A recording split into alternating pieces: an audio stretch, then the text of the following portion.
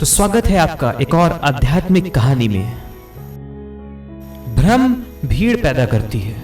The crowd creates illusion, the crowd creates a mirage. Mirage समझते हैं? मिराज का अर्थ, आप मिराज के बारे में आपको मालूम होगा। मिराज, आप जैसे कोई व्यक्ति रेगिस्तान में बहुत ज्यादा प्यासा हो तो उसे लगने लगता है कि उतनी दूरी पर शायद जल है, उसे दूरी पे जल दिखने लगता है, उसे नदी दिखने लगती है, क्योंकि वो भीतर से प्यासा है, उसके भीतर थर्स्ट है। वहां कोई भी नदी नहीं, वहां कोई भी जल का स्रोत, जल की बूंद तक एक रेगिस्तान में मौजूद नहीं होती, लेकिन उसे दिखने लगता है कि वहां पे जल है, वहां मैं जाऊंगा तो मेरी प्यास बुझ जाएगी, वहां मैं जाऊंगा तो मैं संतुष्ट हो जाऊंगा।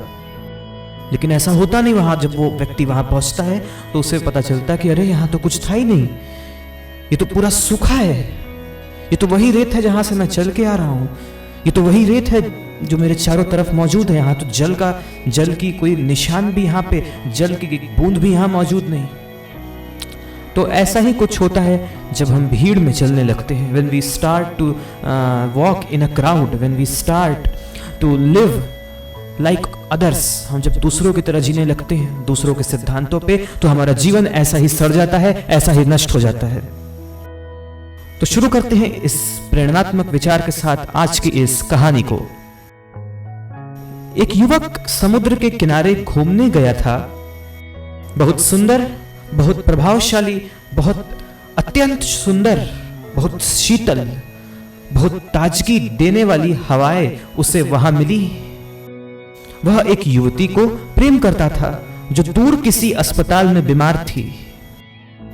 वह उस युवती से बहुत ज्यादा प्रेम करता था। वह अस्पताल में बीमार थी, वह अस्पताल में भर्ती थी। उसने सोचा, इतनी सुंदर हवाएं, इतनी ताजी हवाएं, क्यों ना मैं अपनी प्रेयसी को भेज दूं। उसने एक बहुमूल्य पेटी में उन हवाओं को बंद किया और पार्सल से अपनी प्रेयसी के लिए भिजवा दिया अस्पताल में। साथ में एक प्यारा पत्र लिखा, एक लव लेटर भी भेज दिया। लिखा कि बहुत शीतल, बहुत सुगंधित, बहुत ताजी हवाएं तुम्हें भेज रहा हूं, तुम बहुत आनंदित होगी। पत्र तो मिल गया लेकिन हवाएं नहीं मिली। पेटी खोली, वहां तो कुछ भी ना था। वो पेटी तो खाली थी एकदम। हवा तो क्या, उसमें हवा का एक अणु भी नहीं था। Not even the particle of air, particle of gas was there inside the box. वह युवती बहुत हैरान हुई। इतनी बहुमूल्य पेटी में भेजा था उसने उन हवाओं को, इतने प्रेम से भेजा होगा, इतने भावनात्मक तरीके से उसे बंद किया होगा उन हवाओं को उस पेटी में। पत्र तो मिल गया, पेटी भी मिल गई, लेकिन हवाएं वहां नहीं थी, वहां हो भी नहीं सकती थी। समुद्र की हवाओं को पेटियों में भरकर नहीं भेजा जा सकता। चांद की चांदनी को भी पेटियों में भरकर नहीं भेजा जा सकता। प्रेम को भी पेटियों में भरकर नहीं भेजा जा सकता। लेकिन परमात्मा को हम पेटियों में भरकर हजारों सालों से एक दूसरे को भेजते रहे हैं। जब परमात्मा का अंश, ये हवाएं, ये प्रकृति, जब परमात्मा का अंश ही पेटी में नहीं जा सकता तो परमात्मा खाक जाएगा। पेटियां मिल जाती हैं, बड़ी खूबसूरत पेटियां हैं, साथ में लिखे पत्र भी मिल जाते हैं, गीता के, कुरान के, बाइबल के, लेकिन पेटी खोलने पर सत्य नहीं मिलता है। तो ताजी हवाएं उन लोगों ने जानी होंगी जिन्होंने प्रेम में ये पत्र भेजे, वे हम तक नहीं पहुंच पाती है।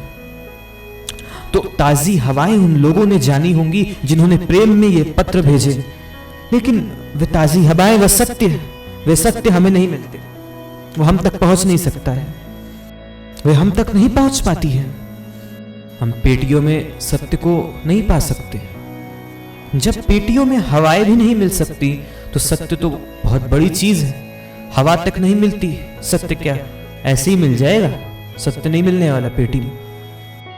समुद्र की ताजी हवाओं को जानना हो तो समुद्र के किनारे ही जाना पड़ेगा, और कोई रास्ता नहीं है, और कोई विकल्प नहीं है।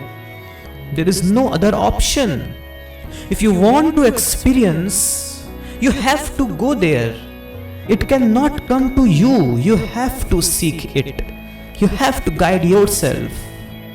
कोई दूसरा उन हवाओं को आपके पास नहीं पहुंचा सकता है। आपको खुद ही समुद्र के तट पे जाना होगा, आपको खुद ही समुद्र तक की यात्रा करनी होगी। सत्य की ताजी हवाएं भी कोई नहीं पहुंचा सकता। सत्य तक भी हमें स्वयं ही यात्रा करनी होगी। सत्य तक भी हमें स्वयं ही चलना होगा। We have to walk towards truth. इस पहली बात को बहुत स्मरण पूर्वक ध्यान में लेना जरूरी है। इस बात को ध्यान में लेते ही शास्त्र व्यर्थ हो जाएंगे। परंपराओं से भेजी गई खबरें हंसने की बातें हो जाएंगी और आपका चित्त नए होने के लिए तैयार हो सकेगा। You would be ready to make your mind fresh, to make your mind new. Neo, एक नियो लाइफ, NEO मतलब होता है एक नया, कुछ नया, नोवल। एक नोवल लाइफ आप शुरू कर पाएंगे, एक नोवल माइंड सेट आपका बन पाएगा। आपका चित्त नया होने के लिए तैयार होगा। आपका चित्त विशुद्ध हो जाएगा और ज्यादा शुद्ध हो जाएगा, ताजा हो जाएगा। और जब आपका मन ताजा होगा तभी तो आप सत्य को स्वीकार कर सकते हैं। तभी तो सत्य आपके अंदर अवतरित हो सकता है, आपके मन में अवतरित हो सकता है, आपके हृदय में अवतरित हो सकता है। Then only truth can enter your life. You have to become receptive. You need to develop a receptivity. आलस्य है जो इस सत्य को नहीं देखने देता। दूसरी बात समझ लेनी और ज्यादा जरूरी, परंपरागत ज्ञान के साथ जीने में एक तरह की सुरक्षा, एक तरह की सिक्योरिटी है। सभी लोग जिस बात को मानते हैं उसे मान लेने में एक तरह की सुरक्षा है। उसमें कोई विद्रोह नहीं, वो निर्विद्रोह नॉन रिबेलियन टास्क है, वो नॉन रिबेलियन एटीट्यूड है, निर्विद्रोह स्वाभिमान है। राजपथ पर चलने जैसी सुरक्षा है। एक बड़ा राजपथ है, हाईवे है, उस पर हम सब चलते हैं, सुरक्षित चलते हैं। थोड़ी सी चेतना की जरूरत होती है वहां, इतना कि आपकी गाड़ी सही से चले, कहीं आपका ब्रेक गलत जगह पे ना लग जाए, कहीं आप बहुत तेजी से ना भागने लगे। कोई उतना भय नहीं है। बहुत लोग चल रहे हैं लेकिन पगडंडियां हैं, अकेले रास्ते हैं जिन पर यात्री मिले या ना मिले, कोई साथी, कोई सहयोगी हो या ना हो। अकेले जंगलों में भटक जाने का डर है। अंधेरे रास्ते हो सकते हैं, अनजान, अपरिचित, अननोन, समथिंग अननोन। उन पर चलने जैसा है, उन पर जाने से भय लगता है।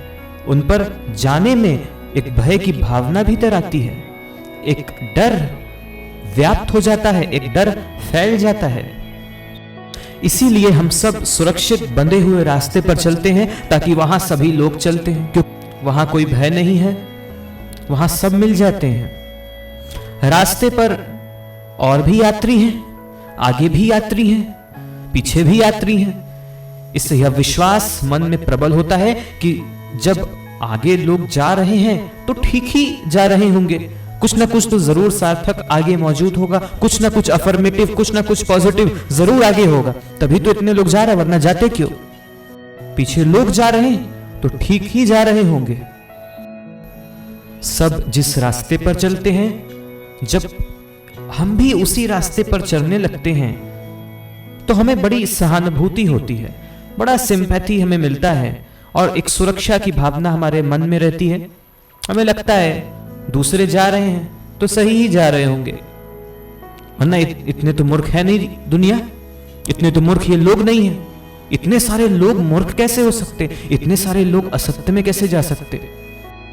तो मैं ठीक ही जा रहा हूं क्योंकि लोग जा रहे हैं और हर आदमी को यह ख्याल है कि बहुत लोग जा रहे हैं। ये एक म्यूचुअल फैलेसी है। This is a mutual fallacy, mutual illusion.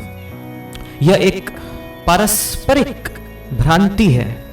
बहुत लोग एक तरफ जा रहे हैं तो प्रत्येक यह सोचता होगा, यह सोचता है इतने लोग जा रहे हैं तो जरूर ठीक जा रहे होंगे, सभी लोग गलत नहीं हो सकते, और हर एक यही सोचता है। भीड़ एक भ्रम पैदा कर देती है। तो हजारों वर्षों से एक भीड़ चलती है एक रास्ते पर, एक नया बच्चा पैदा होता है, वह इतना अकेला इस भीड़ से अलग हटकर कैसे जाए। उसे विश्वास नहीं आता कि मैं ठीक हो सकता हूं, उसे विश्वास आता है इतने लोग ठीक होंगे, उसे इस बात पर विश्वास है कि इतने लोग ठीक होंगे, मैं नहीं ठीक हो सकता, इतने लोग जिस रास्ते पर जा रहे हैं वो ठीक होंगे, मैं नहीं ठीक हो सकता। ज्ञान की दिशा में यह डेमोक्रेटिक ख्याल सबसे बड़ी भूल साबित हुई है। ये डेमोक्रेटिक जिसे हम बोलते हैं, ये क्या है? ये बहुत बड़ी बेवकूफी, इसे कोई माने या ना माने। Thank you for listening. मिलते हैं अगले किसी प्रेरणात्मक आध्यात्मिक कहानी के साथ। तब तक के लिए गुड बाय। सुनने के लिए धन्यवाद।